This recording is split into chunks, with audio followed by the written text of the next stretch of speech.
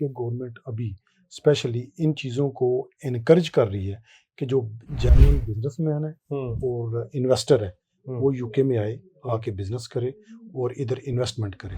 UK में अभी वो इस चीज़ को इनकरेज कर रहे हैं।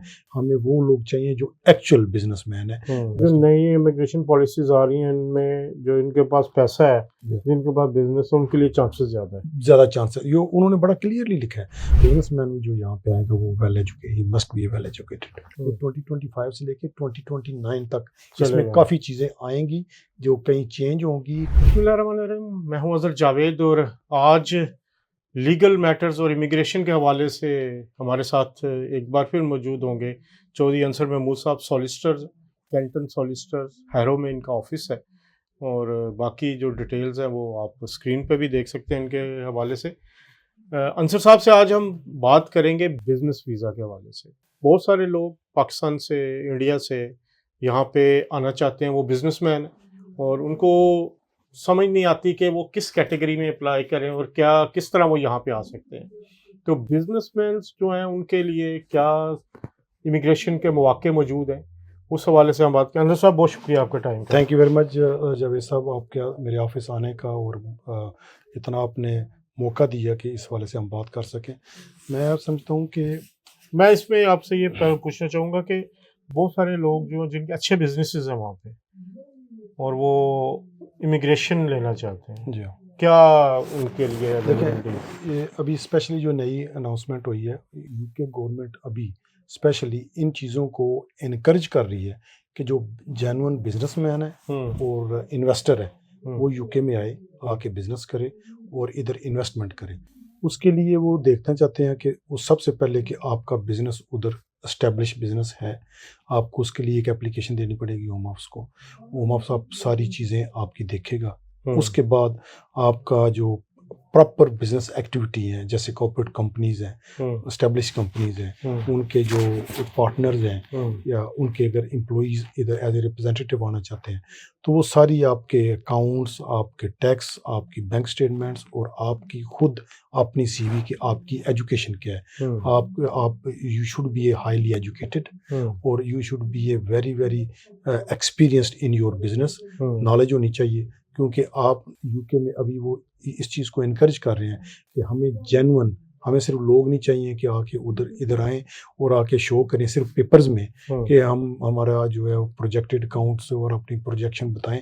हमें वो लोग चाहिए जो एक्चुअल बिजनेसमैन है, जो एंटरप्रेन्योर बन के आए प्रॉपर यूके में, यूके की इकॉनमी में कंट्रीब्यूट करें और इधर से कौन कौन से रूट्स अवेलेबल है। अब देखें उनमें बिजनेस के वाले से, जैसे कि उन्होंने वो मिलियंस वाली 2 मिलियन वाली पहले वो कैटेगरी शो की, उसके बाद फिर उन्होंने जो बिजनेस डिपेंडेंट वीज़ा है, सेल्फ डिपेंडेंट वीज़ा, वो कैटेगरी शो की कि आप अगर यूके से बाहर आपकी कंपनीज है और आप इस वक्त ये चल रही है नहीं, अभी उन्होंने ये जो नया लॉ आया ना, जो नया वाइट पेपर है उसको वो चेंज कर रहे हैं। अभी उन्होंने कहा जी कि हम इन्वेस्टमेंट को इनकरेज कर रहे हैं लेकिन हम जो फाइनल है उसका इन ड्यू कोर्स वो बताएंगे कि उसकी स्पेसिफिक रिक्वायरमेंट क्या होगी। लेकिन जो उनका वाइट पेपर है उसकी जो हिस्ट्री है वो यही है और उसका जो मैं समझता हूँ कि गवर्नमेंट का तासर भी यही है कि हम अभी जेन्युइनली वो लोग आपको वो सारा डिटेल बताएंगे कि कौन से लोग, किस कैटेगरी के लोग। लेकिन जो इनका वो मैं समझता हूँ एक रिजल्ट है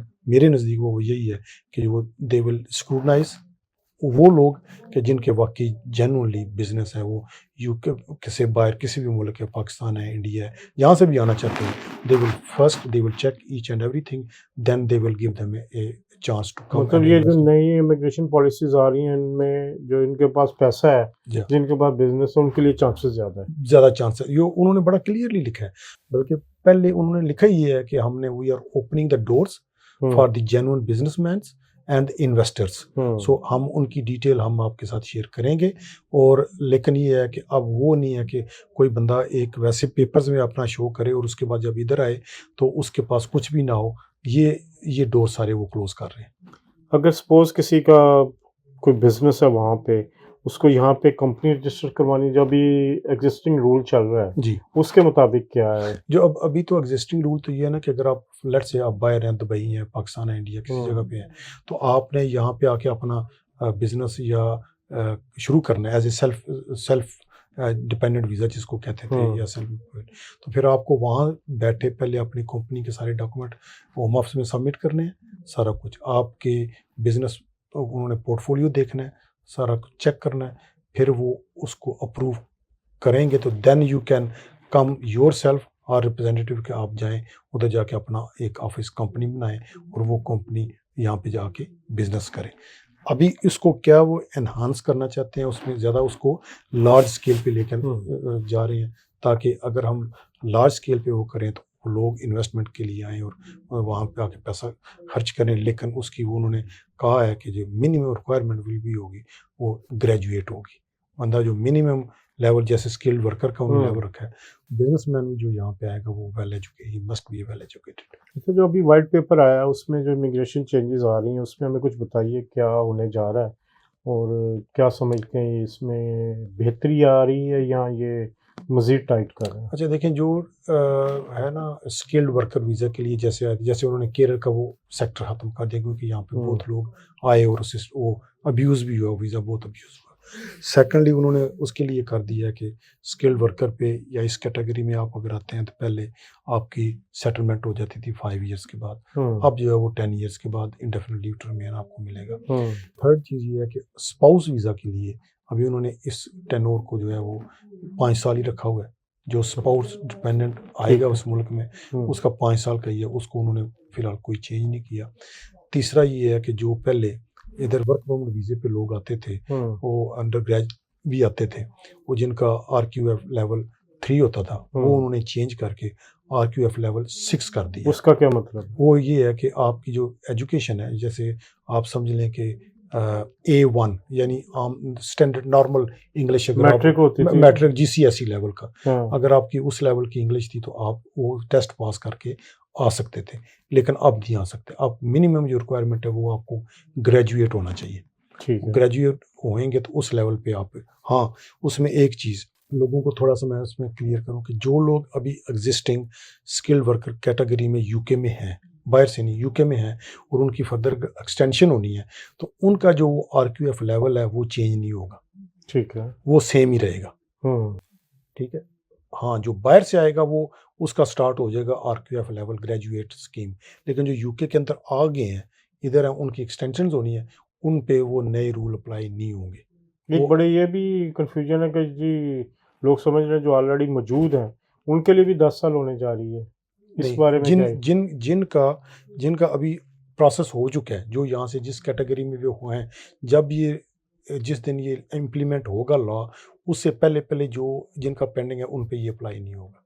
ये तो आपने बड़ी जो उसके बाद एप्लीकेशंस आएंगी, जो उसके बाद इस लॉ बनने के बाद उसके बाद फिर उस पर वो 10 ईयर का करेंगे। उसके अंदर भी उन्होंने भी, अगर आप पढ़े ना वाइट पेपर, तो उसके अंदर भी उन्होंने ये चीज़ अभी छोड़ी हुई है कि ये हम आपको we will confirm you in due course, क्योंकि इसकी वजह से कंफ्यूजन आ रही थी कि शायद पहले वालों पे भी 10 साल हो जाए। हाँ नहीं, आप देखें ना, अब आप वाइट पेपर पढ़ें तो उसके अंदर उन्होंने लिखा हुआ है कि ये जो हम जितनी चेंजेस कर रहे हैं ना, ये चेंजेस विल बी फ्रॉम 2025 से लेके 2029 तक चलेंगी। तो उस तरह आहिस्ता आहिस्ता ये सारी चीज़ें जो इम्प्लीमेंट, ये नहीं कि कल को सारी इम्प्लीमेंट हो जाए। अगर आप उनका पढ़े ना वाइट पेपर, तो उसके अंदर उन्होंने लिखा है कि ये जो प्रोसेस आ रहा है वो 2025 से लेके 2029 तक इसमें काफ़ी चीज़ें आएंगी जो कहीं चेंज होंगी, कहीं जो पहले को हम उनको रिवाइव कर सकते हैं। सो अभी तक वो अभी फिर उसके बाद उन्होंने ये भी कहा कि हम जो मैक है, जो माइग्रेशन एडवाइजरी कमेटी है, हम उनसे भी दोबारा उनसे भी इस पे जो ओपिनियन लेंगे। सो अभी ये सारी चीज़ें जब तक ये प्रॉपर लॉ नहीं बन जाता, वो बन जाना है, इसलिए बन जाना है कि इसके अगेंस्ट कोई किसी की अभी MP की उस तरह का शोर उन्होंने डाला है, लेकिन ज़ाहिर मेजॉरिटी गवर्नमेंट की है, उन्होंने जो अगर चाहना है तो वो हो जाना है, लेकिन अभी तक वो लॉ बना नहीं है। बहुत शुक्रिया अंसर साहब, थैंक यू वेरी मच साहब फॉर योर टाइम।